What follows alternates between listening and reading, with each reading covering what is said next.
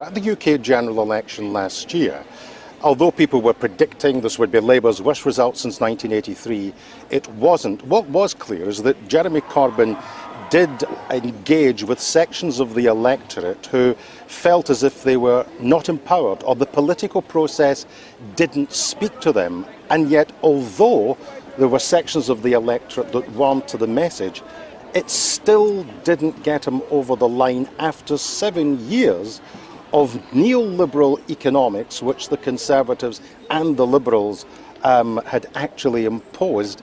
From a socialist perspective, isn't that a deeply depressing thing? Not at all.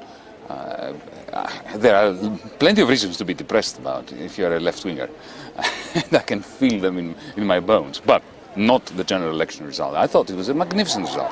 Because, come to think of it, the Labour Party under Tony Blair and later Gordon Brown, but much more so Tony Blair, had completely lost its way. It had become utterly co-opted by the City of London. It had swollen hook, line and sinker the very toxic ideology of the financial sector, the idea that there is a riskless risk that is being generated by the City of London, and the Labour Party would be feeding the NHS off the table of the bankers while at the same time allowing them to go berserk. So the Labour Party had a very heavy baggage that it was carrying with it into the general election. There was a coup d'etat against Jeremy Corbyn just before the general election, and I think that Jeremy has contributed enormously to British democracy.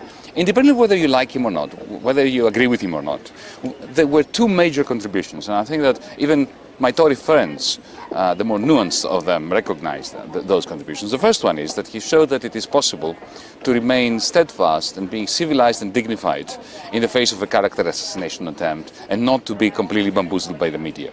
That is important, and he did not adopt the art of the fudge that all politicians do. And secondly, he proved that the conviction that most people had, including, I have to say, myself some years ago, that the young are apathetic, apolitical, and we've lost them to democracy and democratic politics, that is just a myth.